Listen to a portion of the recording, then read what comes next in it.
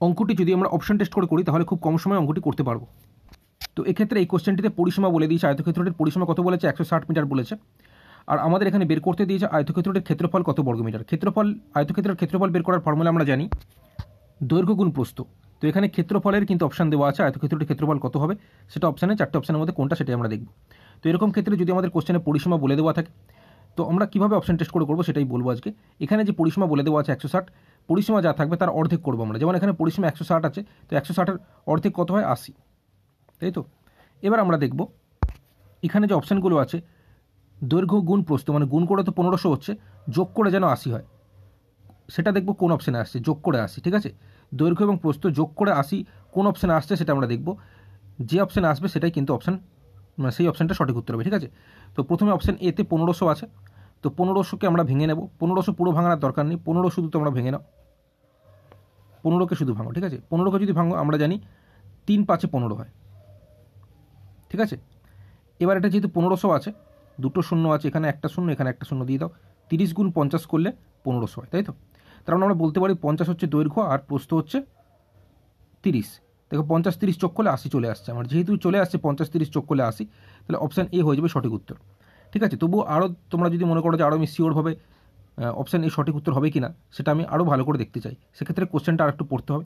দেখো কোশ্চেন এখানে কী বলেছে, দৈর্ঘ্য 10 মিটার কমালে। আচ্ছা, এখানে 30 আর 50-এর মধ্যে বড় যেটা সেটাই দৈর্ঘ্য হবে, সেই হিসেবে এখানে দৈর্ঘ্য হয়ে যাবে 50 মিটার, প্রস্থ হয়ে যাবে 30 মিটার। এবার কোশ্চেনে কী বলেছে, দৈর্ঘ্য 10 মিটার কমালে। দৈর্ঘ্য 50 আছে, 10 মিটার যদি কমিয়ে দিই তাহলে 50 থেকে 10 বিয়োগ করলে দৈর্ঘ্য কত হচ্ছে, 40 মিটার। আর প্রস্থ কী বলেছে, 10 মিটার বাড়ালে। প্রস্থ আছে কত, 30, 10 মিটার বাড়ালে মানে 30-এর সাথে 10 যোগ করব, যোগ করলে কত হবে, 40। তাহলে দেখো দৈর্ঘ্যও কিন্তু 40 হয়ে গেল, প্রস্থও 40 হয়ে গেল।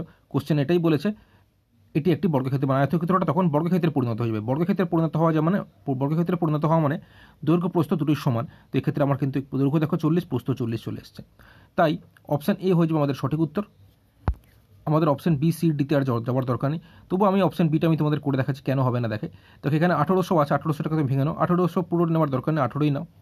18 কত কত গুণ করলে হয় আমরা জানি, 2 9 গুণ করলে 18 হয়, আবার 3 6 গুণ করলেও 18 হয়, তাই তো।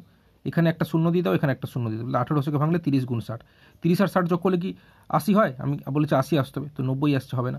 আবার যদি তোমরা 2 গুণ 9 করো তাহলে 20 আর 9, 90 আর 20 যোগ করলে কি 80 হয় না, 110 হয়ে যাচ্ছে, হবে না।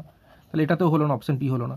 অপশান সিতে আসো, 2000 আছে, তোমরা 20টাকেই শুধু নাও, 20কে ভাঙো, 20কে ভাঙলে আমরা কি জানি 2 গুণ 10 মানে 2 10-এ 20 হয়, ঠিক আছে। এখানে একটা শূন্য দাও, এখানে একটা শূন্য দাও, তো 100-এর সাথে 20 যোগ করলে কি 80 হয় না, 80 হয় না। আবার আরেকভাবে আমরা 20 পেতে পারি, সেটা হচ্ছে 4 5-এ 20 বা 5 4-এ 20। এখানে একটা শূন্য দাও, এখানে একটা শূন্য দাও, 50 40 যোগ করলে তো 90 হয়ে যাচ্ছে, কিন্তু আমার 80 আসতে হবে, সেই হিসাবে অপশান সি হলো না। আমি অপশান ডিটাও করে দেখাচ্ছি। অপশান ডিতে কি আছে, 1200 আছে, তো প্রথম দুটো ডিজিট মানে 12কে ধরেই করো।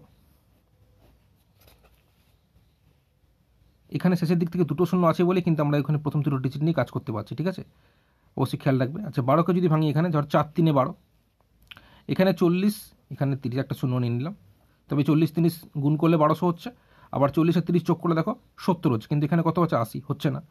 আরেকভাবে 12 আসে, সেটা আমরা জানি 6 দুগুণে 12, এখানে 60, এখানে 20, 60 20 গুণ করলে তো 1200 হয়। আচ্ছা, এখানেও 60 আর 20 যোগ করলে 80 হচ্ছে, তাহলে অপশান ডিও কিন্তু হতে পারে, একটা সম্ভাবনা আছে। তো দেখা যাক, কোশ্চেনে বলেছিল দৈর্ঘ্য 10 মিটার কমালে, তো দৈর্ঘ্য তো 60 হচ্ছে, 10 যদি কমিয়ে দিই, 60 থেকে 10 বিয়োগ করলে কত হচ্ছে, 50। প্রস্থ বলেছিল 10 মিটার বাড়ালে, প্রস্থ কত হচ্ছে 20, 10 মিটার বাড়াবো মানে প্লাস 10 করবো, কত হচ্ছে 30। তাহলে দৈর্ঘ্য প্রস্থ কি সমান এলো না আলাদা চলে এলো। কোশ্চেনে বলেছিল আয়তক্ষেত্রটি বর্গক্ষেত্রে পরিণত হবে, বর্গক্ষেত্রে পরিণত হওয়া মানে দৈর্ঘ্য প্রস্থ সমান আসবে, কিন্তু এখানে দেখো দৈর্ঘ্য এসছে 50, প্রস্থ হচ্ছে 30, আলাদা হয়ে গেল না, তাই অপশান ডিও কিন্তু হবে না। সম্ভাবনা ছিল বাট হলো না, তাই এখানে কিন্তু অপশান এ আমরা প্রথমে যেটা করেছিলাম ওটাই সঠিক উত্তর হবে।